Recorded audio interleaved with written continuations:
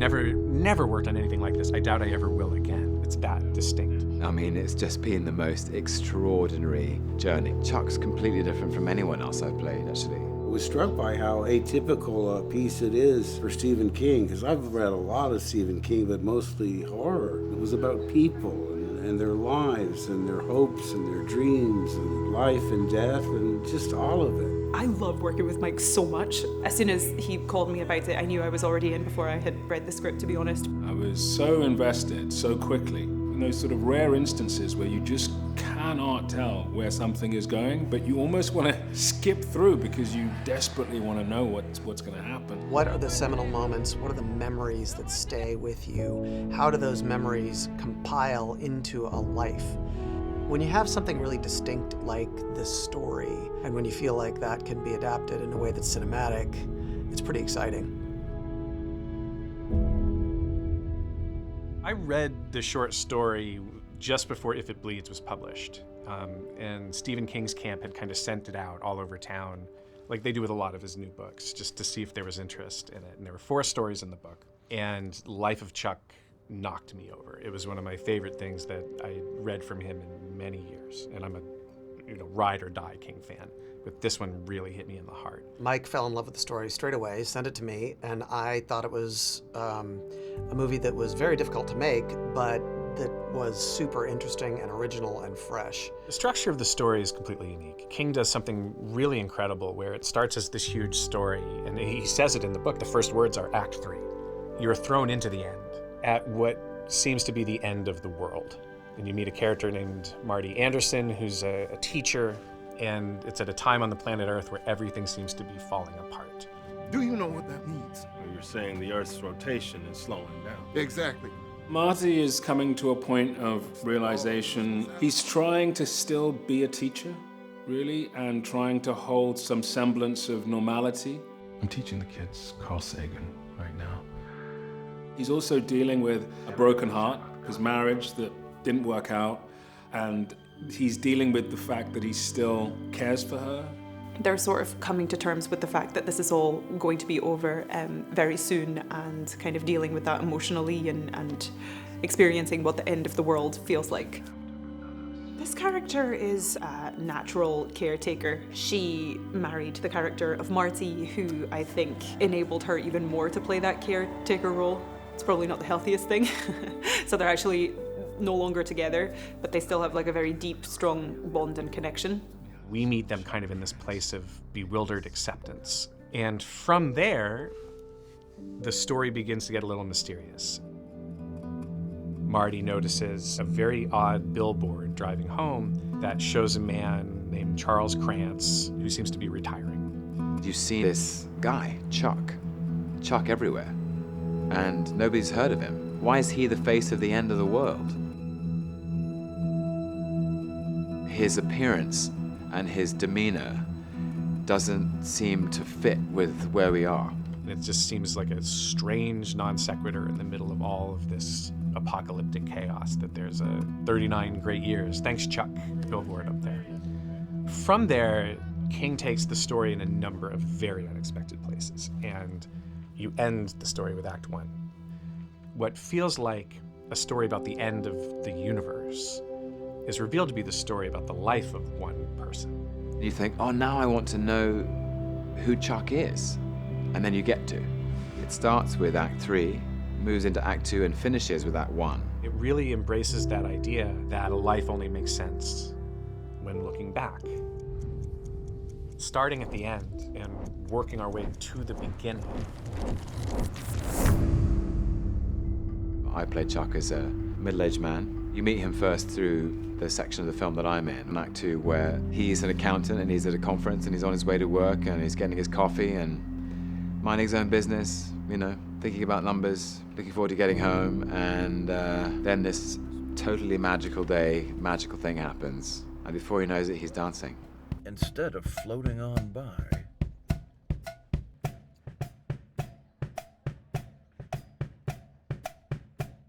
Day one of the whole picture.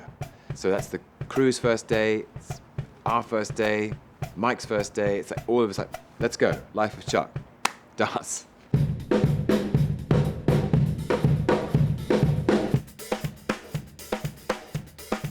Each of the acts is directly about a particular moment in Chuck's life that define him as a person. He's got enormous love and enormous joy inside him, but it's contained inside a very quiet exterior. And that interior joy just bursts out of him. He's revisiting his childhood where he was very accomplished at dancing. This isn't about telling the entire story of one life. It's about telling the story of the three pillars that made that life what it is. I was very nervous about these sequences. They're huge in the book. I remember circling in my script, could you set the bar any higher? They say they dance like Fred Astaire, Ginger Rogers, Gene Kelly, and Jennifer Beals all rolled into one. I thought, wow. I wanted to make sure we did it as well as we could. Mandy Moore is choreographing, and she did Taylor Swift's tour, so she knows what she's doing. My role as choreographer is to create all the dance steps and then coach the actors to do the dance steps and then make sure our director Mike is happy when they do the dance steps. It was a long and thorough rehearsal process for the dance in particular, because we want this to live alongside some amazing dance sequences that have been committed to film over the years. Chuck has a sort of solo before he starts dancing with Janice. Chuck eventually does like a partner dance on the street with, Annalise, our actress. Annalise is absolutely fantastic. She's done everything I've done backwards and in heels. Big respect. I remember it was on a Zoom meeting, I think, with Mike and Trevor. I was like, who's playing the drummer? It's so important. And Mike said, we found Taylor Gordon, also known as the Pocket Queen. Taylor's clearly got this extraordinary raw talent. Very obviously has dedicated herself to her art. I don't want to it sounds like a cliche, but she literally never missed a beat. So dance in this film is really interesting because it's not one style. It's multiple styles. It comes from this idea of Chuck as a younger child, learning from his grandmother, and then also learning in his dance class or his dance club at school. Yeah, if we scooch you just a little that way, just a tiny bit, that'll open it up a little. Then Sweet Little Benjamin has, a lot of musical theater experience. And nice and easy on the speed of the turn. Take your time. You got it. Dance can be so many different things, but you really have to kind of pick a lane. I kind of pitched to Mike that I think it could be things like a cha-cha or a waltz or swing dancing, which I really felt like his grandmother would have taught him in the kitchen as a young kid. And certain things would start to land. Bossa Nova started to feel really good. Salsa, samba. And we were rehearsing every single day, doing it for 4 hours. And there was one sequence in the polka which felt like Annalise and I were really kind of wrestling with it. We didn't have enough time in the count. And I said, I want to spin you and then spin you back. What was really great is, obviously, through Mike's direction, he was able to give Taylor, our drummer, and the music team, an idea of a roadmap of kind of what he wanted to feel. But it was magic because of everything. Because of the light, because of Taylor, because of the frame, because of all these amazing background performers who were super into it. I'll never forget that. Roll sound, please. Sound speed. Marking. Almost perfect. Take another run of these two. You don't need to sigh. You're good at this, You're really good at it. Yeah, but it's boring. Boring? What, you mean man? I play Chuck's grandfather, very young Chuck, and I'm just in Act 1. Albie is absolutely in love with this child, and he knows that he's special, and he wants to share his enthusiasms with his grandson. I'm very fond of saying that you should never meet your heroes in this business, except Mark Hamill. I've, like everybody, idolized since I was very young. He's Luke Skywalker, and he carries that with him. That tattooed itself on his life and his identity, to the point that I think a lot of people don't know what Mark is capable of. I mean, what's the language of dance? How do you learn your steps? It's even in the name. I mean, they call it the count. 1 and 2 and 3 and 4. What's a waltz? 1, 2, 3, 1, 2, 3. Just numbers, just math. More than that, there's an art to it. It's unexpected because Albie is sort of a quiet fellow, and the only thing that really gets him excited is accounting. Albie's going to give him a little life lesson about the nature of math, and it turns into about the nature of art. Thank God I had 3 months with the script, because he goes off for 4 pages about the joys of math. Everything that's important to them, every weakness they have, every vice, every dream, is all here in numbers. When you're in character and the way it's written, you totally understand his love of math, and he's trying to impart it to his child. Some schmuck comes in here, takes those numbers, does the math without artistry, someone loses their house. Ooh, do a little art. I saved someone's life. That's what accounting is. His work in this movie, I believe it's the best thing I've ever seen him do as an actor. We were stunned at the monitor. There's such joy in his performance, and there's a lot of love in the performance, and there's a lot of specificity in the performance that really, I think, will surprise people. You have art in you. There's nothing else I'd rather be doing. You don't think of them saying, hey, let's get Mark Hamill. So I really am grateful to Mike and to Trevor for even thinking about me. Hey, everybody just hang tight for a minute. Great working with Mike. You know, I'm a very big fan of his work, and also just a fan of his style. That's the first time you really feel their hands move and move their arms and their shoulders. I love directors that have a vision, that put you kind of pointing a certain direction. You know, they say like, hey, I think we're gonna go north, you know, and you just go like, okay, sweet, I'm gonna give you this 75,000 things that we can do going north. He was a really experienced editor when he first became a director, and you could really feel that when he was directing. Yeah, well, so much. It'll be an editor's dream. There's something very precise, you know, which I knew going in because I think you can tell in his other projects. He didn't shoot anything that he didn't need. He already knew what he was going to cut to and little moments he was going to use. And he's so prepared. He has been so open with me about his process and sharing his shot list, and no film has an infinite amount of time, and this is a really ambitious project in a short space of time, and his preparation and his intelligence and his warmth, and it's really been a privilege. I also just love watching what he does on set. He's always just so nice to people and so involved with his work. It's great. And action! And with a project like this, which is emotional and heart-led, I think having somebody like Mike and somebody with his kind of personality is really the only way to do it in a way. The movie's different genre-wise than some of Mike's previous work and our previous work, but what it does is use some of the cinematic language of genre to tell a really life-affirming story. So for anybody who's previously a fan, I think there's a lot here for them, but I also think it's breaking some new ground that's really exciting for us, and for fans of Mike as a filmmaker, I think there's something here for you. The only things I knew going in, I knew that it was Mike Flanagan, and I knew it was Stephen King.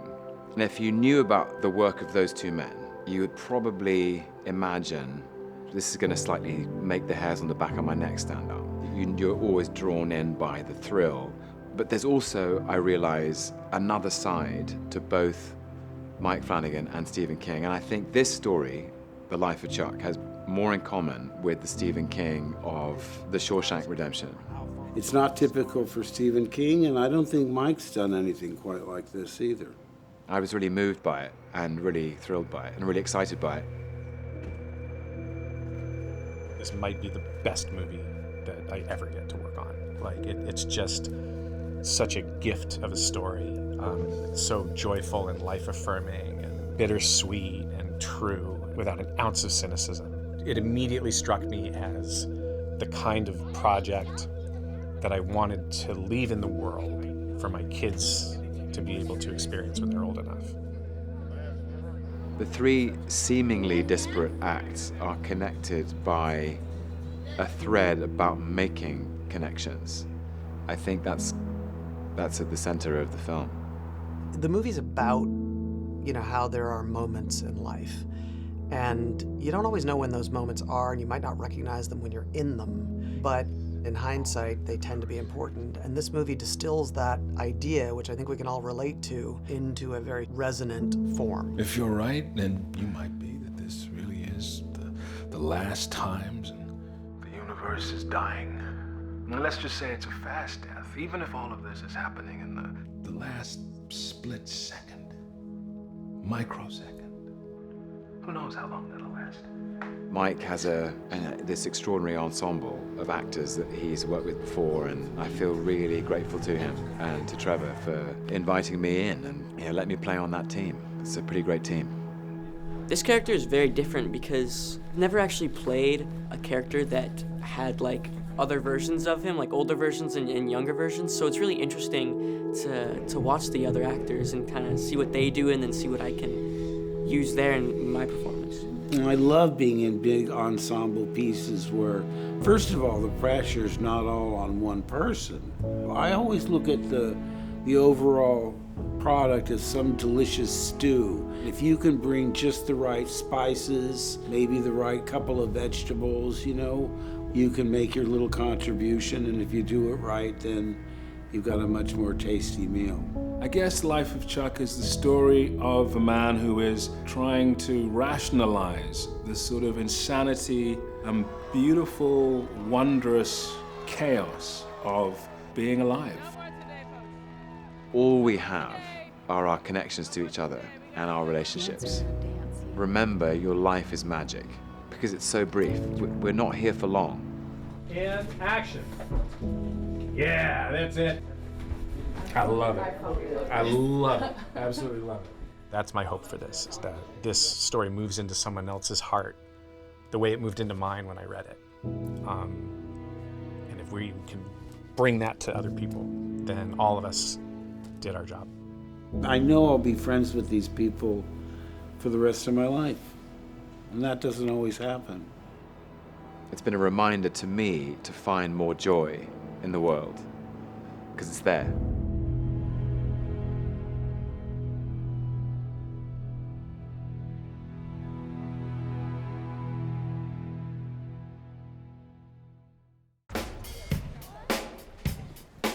She sees a Mr. Businessman type coming toward her, and something about him, God knows what, makes Taylor want to announce his approach. She could speed the beat up, get some Tom in there, but she's watching Mr. Businessman, and that seems wrong for this dude.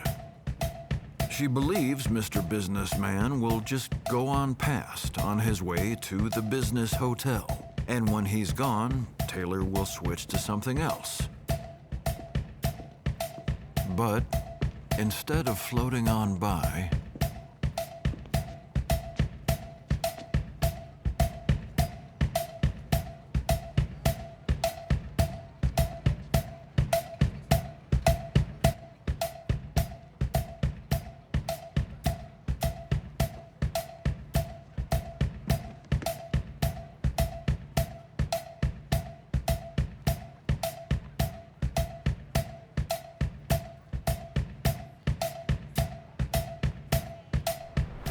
I was on a vacation, an Easter holiday at Easter time, with my family, and I received the script from Mike Flanagan and Trevor Macy, a director and producer. There was a day on this vacation where I just decided I needed to read the script, and everybody else went off and did something else, and I remember making myself a cup of coffee, and I sat down, I remember exactly where I was, and read it. And I didn't know anything about it. Like, I knew absolutely nothing. I hadn't read the novel, the short story. Life of Chuck contained inside a compendium of stories published by Stephen King called If It Bleeds. I hadn't read that yet. And so it just came to me, landed in my inbox. I started reading it, and I knew at least the character of Chuck was what I was supposed to be looking at. I was thinking, oh, this is interesting. And I felt so immediately excited by it. I was like, this is brilliant. I got to the end and I was like, this is perfect. This is a perfect story. Very, very thrilling. It has such an extraordinary momentum. It's a great movie because it's got a propulsive energy that keeps it moving forward. You always want to find out what's happening next. I was really moved by it and really thrilled by it and really excited by it and couldn't wait to get on the phone to Mike and Trevor. So we did, and we got on a meeting on a Zoom, and I said, I love this movie and I love dancing. It seems like this movie has dancing in it. Can I be in it? And they said, yes, you can, which was excellent. Yeah, we really hit it off, and it felt like we all understood each other and kind of connected on what the film was about, really. I loved Chuck immediately. Chuck's completely different from anyone else I've played, actually. It sounds strange, but I love his ordinariness. I really love that. I think it's in the script somewhere, like, he's not going to win the Nobel Prize, he's not going to win, you know, a Medal of Honor, but he's a conscientious, thoughtful, faithful, decent human being who had a loving upbringing and wonderful parents and grandparents. Parents sadly taken too soon. He's an interior character. I don't think he's a demonstrative character in the world. I think you might walk past Chuck in the street and think, well, that's just another business guy going about his business. But that would be to misunderstand or probably constrict him, because I think, as the film hopefully shows, he's deeper and wider than that. And I love that about him. He's got enormous love and enormous joy inside him, but it's contained inside a very quiet exterior. And that interior joy just bursts out of him in these moments of music and dance. I found that very touching. It's really interesting, and it probably sounds like banal to say it, but he's American, and I'm not. You could probably tell. But I was really drawn to just playing this American guy, Chuck. It starts with Act 3, moves into Act 2, and finishes with Act 1. In Act 3, you think you're watching one movie. By Act 2, you know you're watching another. And in Act 1, it all starts to coalesce and find a resolution. But it has this beautiful structure. And I think that the genius of the script and what I connected to in the story is that you're along for the ride. You're introduced in Act 1, but it's really Act 3, to these great characters, to Marty and Felicia and their confusion, their predicament. What on earth is going on? The internet's down and people are jamming the freeways and no one's turning up at school and bits of California are disappearing and people are migrating all over the place, running around trying to find what was going on, like a terrible state of uncertainty. Absolutely thrilling. Where's Chuck? And it's a magical thing. It's like a magical lesson in life. But he's on the billboard. I went, okay, Chuck's on a billboard. 39 great years. Thanks, Chuck. The Midwest Trust works for this bank. And it was so surreal and so strange, and I was so intrigued by the strangeness of it. That sense of impending dread created by these natural disasters happening, and these very intelligent and kind of deep characters trying to make sense of it, and being so confused by Chuck everywhere. And then he's on the television, and then he's on the laptop, and then he's everywhere. And then he's graffiti on the wall, and them trying to make sense and trying to find meaning in this madness. I think for me what connects the three acts together in the end is love. Each act ends with love and characters saying goodbye to those they love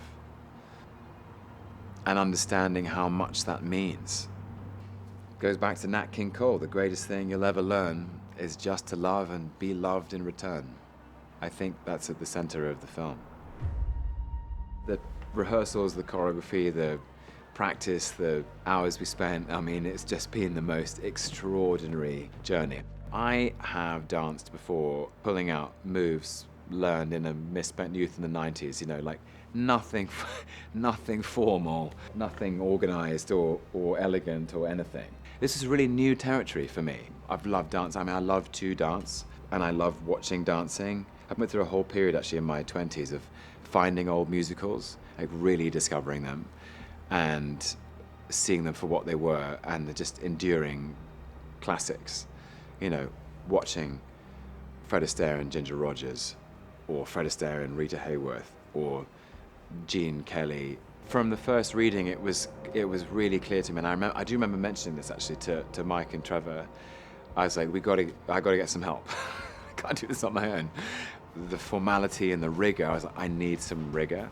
Anyway, so the good news is Mike and Trevor found Mandy Moore, who is honestly one of my favorite people on the planet. She's just pure good vibes. And we had so much fun putting this together because we were all kind of scattered in different places.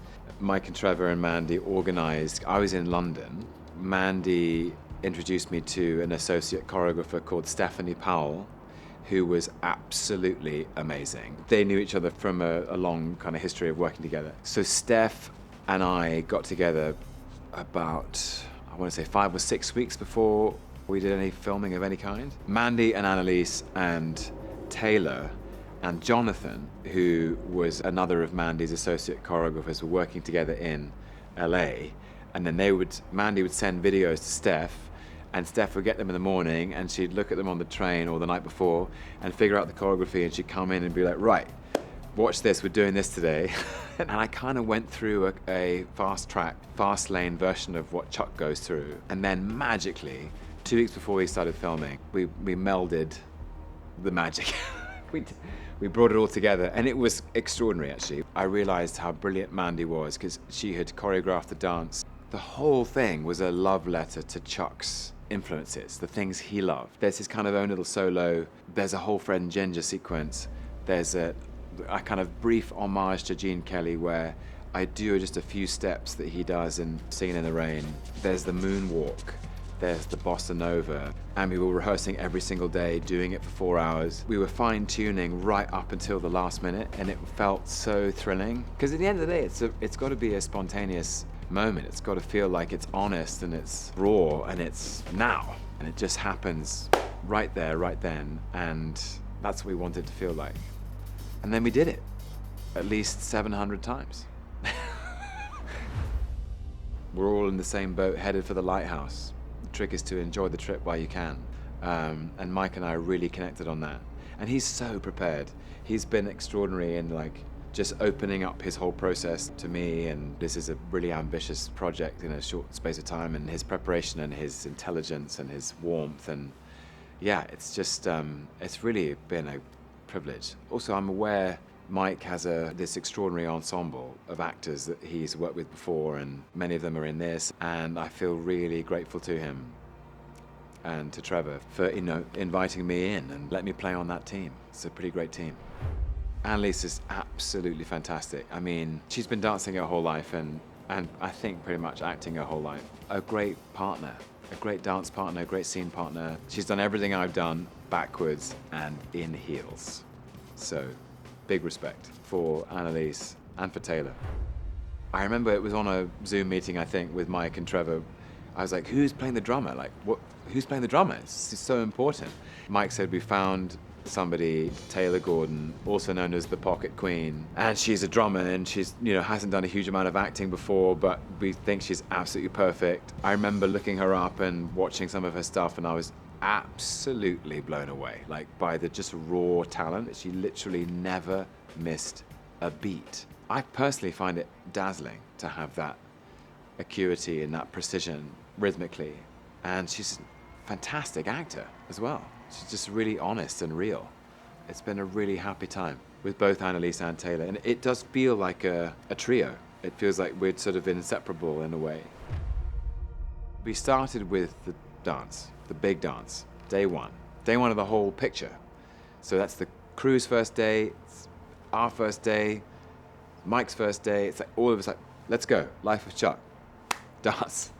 The first days are always interesting on a film, because everyone's got butterflies, and you need butterflies because they're sort of necessary. You can't make anything unless you're a bit bubbly about it. You never sleep very well the day before. And started with the dance, and I weirdly was trying to just get my body to relax because I was so excited.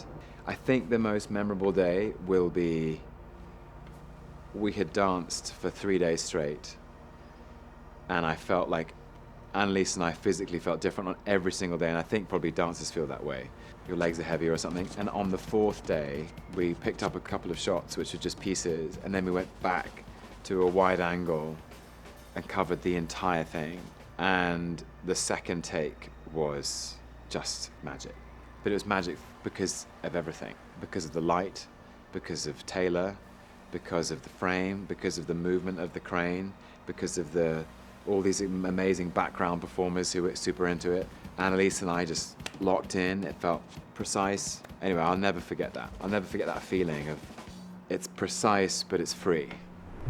I think what's really surprising about The Life of Chuck is if you're a fan of Stephen King, I mean, Stephen King is such a kind of titan in literature, and everybody knows exactly what he does and who he is and the world he's in. And I think this is surprising because it's got so much lightness and it's so warm and it's so sweet, which isn't to say it doesn't have its own sort of underlying foreboding, because I think in all Stephen King stories, life is precious and can be taken away very quickly at any time. But it's surprising because it's got this slightly spooky, uncanny feeling, especially early on. But it opens up almost into this kind of music box of joy. And that's there too. And I hope that people remember that about Stephen King. And I hope that people will remember that about Mike Flanagan. What I really hope the audience will feel is what I felt when I read it for the first time, which is a surprise and delight. I want them to feel delighted by the story.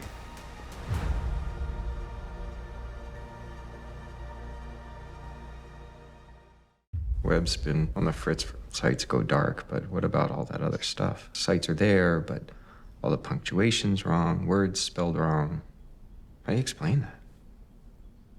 Well, I can't. But Brian can still prepare for class. I mean, the library's still here, internet or not. Pornhub's down. Did you know that, Mr. Anderson? Yeah, I had noticed that. I just found the story to be truly remarkable. A real kind of page turner for me. I was so invested so quickly with the story.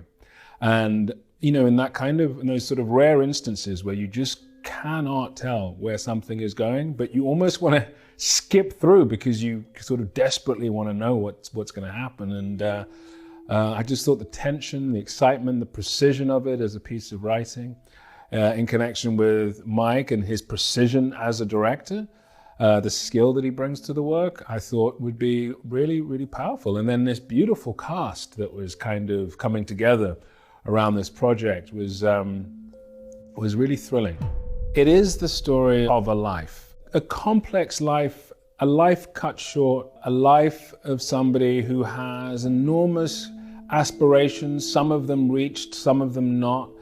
A life that is filled with wonder and love and tragedy and mystery, and all of these things kind of coming together through incidents and kind of accidents along the way of Chuck's life that he's able to kind of bring into some kind of coherent shape in his mind. And we learn that as he is formulating these ideas, these kind of ways of looking at his life, there's also a kind of tragic engine to that. I guess Life of Chuck is the story of a man who is trying to rationalize the sort of insanity and beautiful, wondrous chaos of being alive.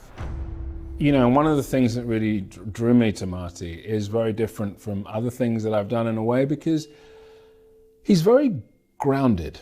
You know, he's very, it's very sort of, there's a kind of simplicity to the way that he interacts, you know, not only with his students, but with the world. There's something very charming, you know, and easy about his desires. You know, his relationship and what he wants out of it. And there was something about that then mixed with this kind of apocalyptic sense of what's going on in the world I just hadn't encountered before, really. You know, it felt really real to me. And I guess we've all gone through something in the last few years, just in the way that the world has been and the pandemic and everything, and we've understood something about ourselves in crisis, and in some form of crisis, or certainly in anxiety, in extreme anxiety. And there's something about Marty's response to that, and forefronting like the kids, forefronting his relationship, trying to understand his heart, trying to understand what's really valuable, that I found very unique and engaging, and I just wanted to play that part, really. I just wanted to step into those shoes a little. The connection between the three acts is very layered. Obviously, there's Chuck and his life and what he experiences, but I think that there's something within these characters in the way that we understand them that is so deep to me, so profoundly about how we interact with each other and the obligations that we have, the loves that we have, the relationships and understandings that we have. So what connects them is these different stages of life, completely different people, all traveling through something pretty magical. In the sort of narrative of the story, Marty sees the billboard of Chuck and sort of congratulating him on his retirement. And because everything else is falling apart, it seems very strange to him. But there's maybe a part of him that is wondering about this person, that is maybe there's a vague sense of familiarity. There's something in there, but he doesn't actively recognize him, and he doesn't know why. There's all of these billboards, there's all of this on the television, on the radio, there's all of this language about this guy. So, he speaks to his ex-wife about it. He tries to kind of get to the bottom of it. He sees people on the street, he talks to them about it. He talks to people from the bank about it. He becomes kind of obsessed with trying to figure out who this guy is and why he's being so publicized around town, especially at this moment of complete crisis and collapse in the world. We learn that they do have a connection, that they have a connection that is real, that is sort of tangible, I guess. That Marty, as we meet him in the story, doesn't know about. But as the story continues, we understand that actually the first understanding of their connection is something in Chuck's past, and then the continuing understanding is actually something much more strange and magical. And so the journey of Marty's, in a sense, understanding of Chuck and our understanding of Marty through Chuck is a great part of the story.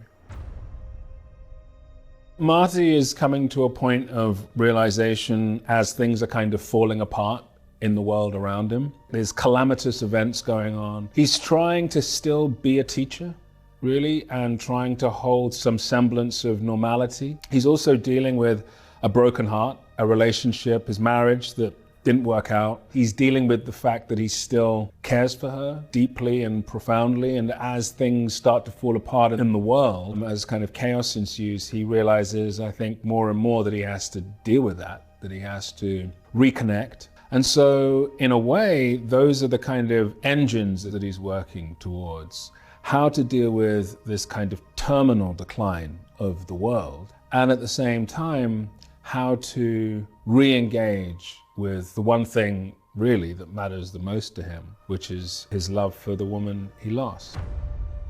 Yeah, it's great working with Mike. I'm a very big fan of his work, and also just a fan of his style. There's something very precise, which I knew going in, because I think you can tell in his other projects, that there's a precision to it. And an efficiency and an emotional clarity, as well as all of the other stuff, the genre elements of his work, which are excellent and really brilliantly done. And there's a calmness to him, which I really, really engage with, and a kindness, and there's something, just a sort of depth. And I think it comes from that understanding from somebody who's been working very hard to achieve a simplicity. I'm such a huge fan of Karen, and in some ways I didn't get to tell her quite as much as I would have liked to, you know, like how much of a fan I am of hers and how excited I was to be working with her. I mean, I told her a little bit, don't get me wrong, but I could have waxed lyrical. But she's great, and she just brings this energy and depth and real precision to the work that she does. She slips right into something, and it's very, it transports you. So she's very easy to play off. She's very, very truthful as an actress, and that's what you need. And if you're looking for a scene partner who can just really live in the moment, and especially in something like this, where I think that it's quite heightened in its own way, even though it's sort of grounded. It's kind of, there's two sides to it. So you need somebody who can play the heightened emotion, but allow it to feel honest. And I don't know if there's anybody better than that as a screen partner in that sort of dynamic. She's really wonderful. So it was very exciting to work with her. I think when we were doing our last scene together, as we look at the stars, that whole evening, there's sort of depth to it. It was the middle of the night. There was a sort of mist that had descended on the entire kind of area, and it had a sort of magical quality to it. It was very, very beautiful, a beautiful evening, making a beautiful film. And so from that moment and the sort of tone of that to going into the scene with Karen, and it's an emotional scene, my sense is that would be very different for an audience as well, that's all practical, it's all happening. I feel like ultimately there's something very inspiring and joyful about this story. And that's, I think, what is so surprising about it as you turn the pages, that you find yourself being uplifted by a story that maybe doesn't seem like it's necessarily going in that direction. And I think that is really magical.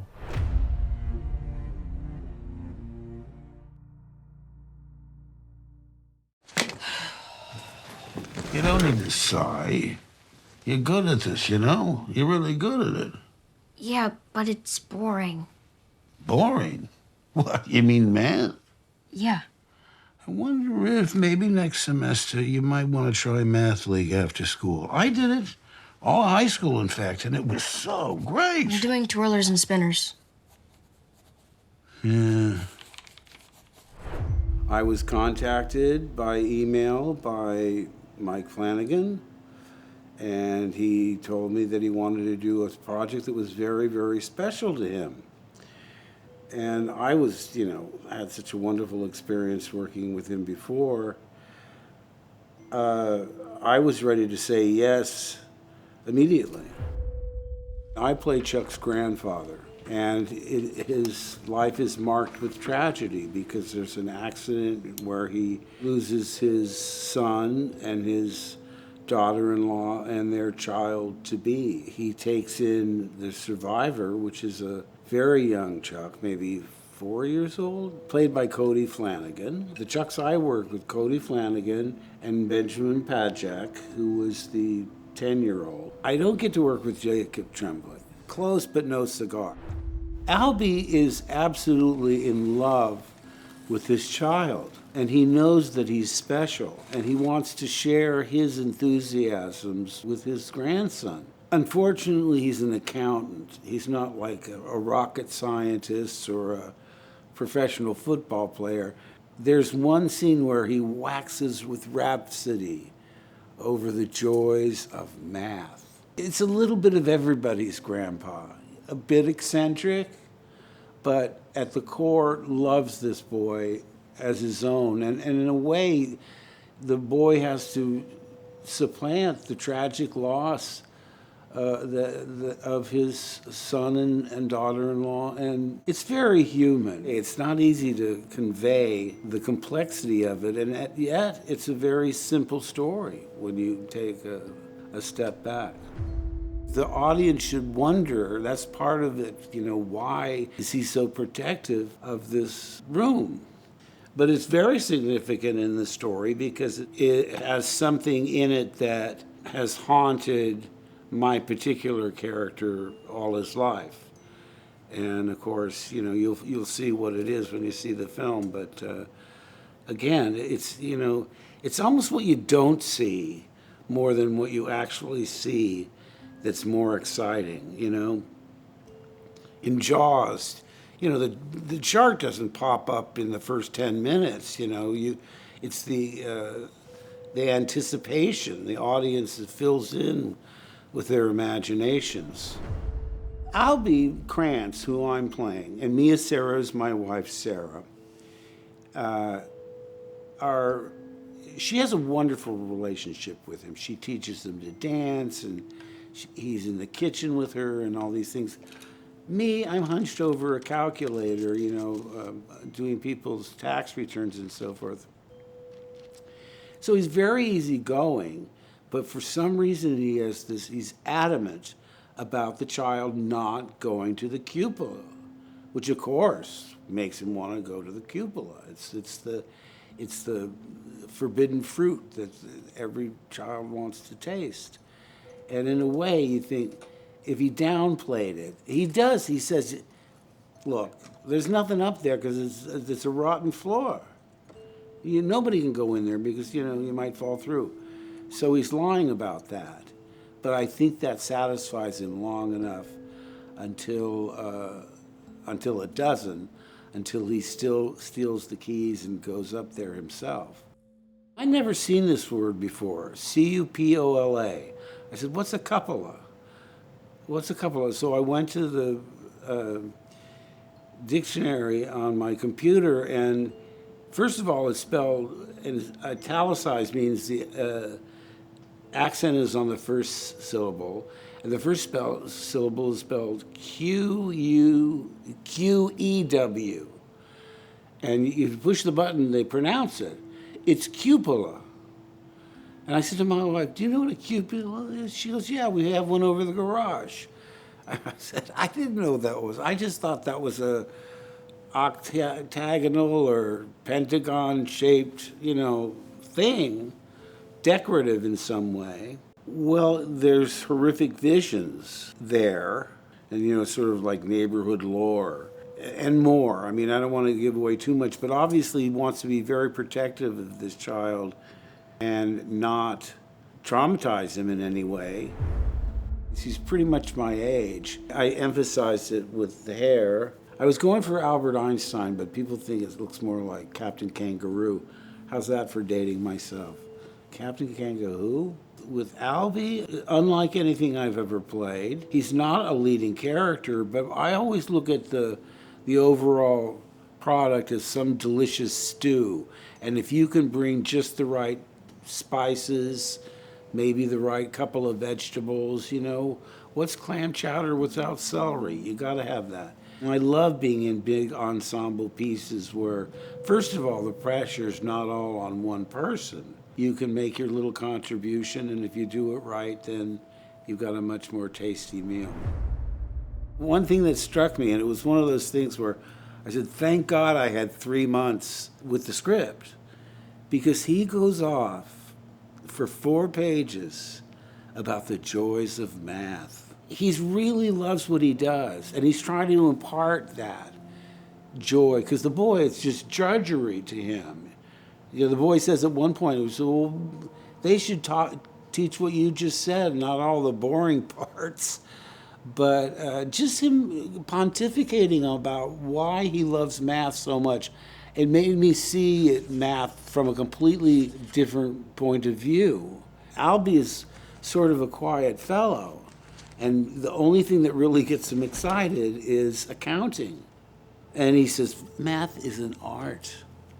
He believes it's an art. So he's very much proud of what he does, and hopefully kindles some kind of new interest in it that Chuck didn't have before. When I met Trevor Macy and Mike Flanagan, they came out to the house to tell me about Usher, and I'd already seen The Haunting of Hill House, The Haunting of Bly Manor, and Midnight Mass, and I was a huge fan of all 3. But when I accepted it, I went to his IMDb and I watched everything he ever did. I mean, you name it, I've seen it. He's easygoing. He likes to laugh at my really terrible dad jokes, probably out of courtesy. And he's funny himself. To be asked to be in a company that talented, I was really honored. There's nothing else I'd rather be doing. They'll experience a wealth of emotions. You can't help become attached to these people. And there's so many poignant losses and woulda, coulda, shouldas things. Fate is such a fickle element in our lives. Like I say, it's about life, it's about death, it's about opportunities realized and missed opportunities. When you say Stephen King, people think vampires and ghouls and so forth, but it's not that. It's a it's got a very human heart.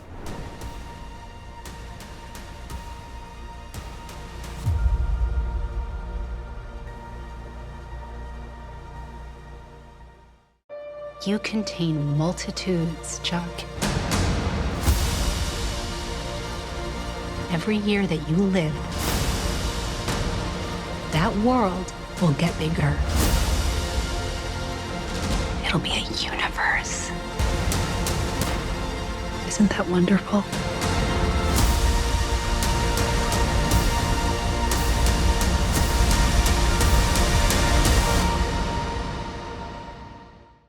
In this moment, I am wonderful.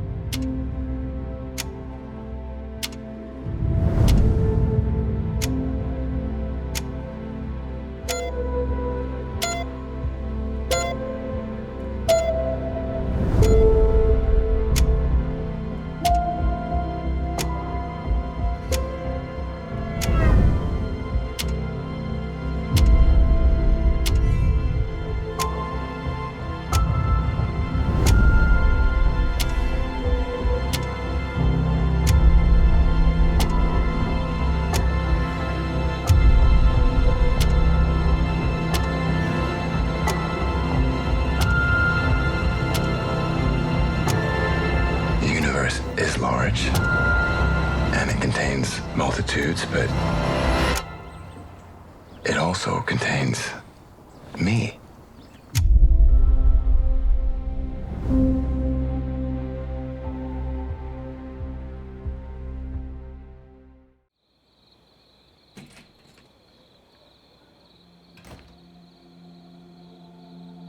When you look up at the night sky, it can tell you stuff about your future.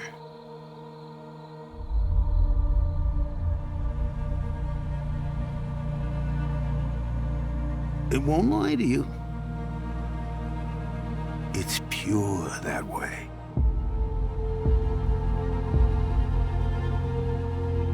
You might see a lot more than you wanted. But if you have heart, you have hope. And you have heart in you.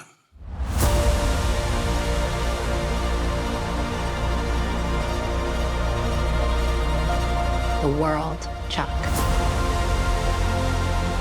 Everything you've ever loved. Everything you see. Every year that you live, that world will get bigger and brighter. And more detailed and complex. You fill the whole thing. It'll be a universe.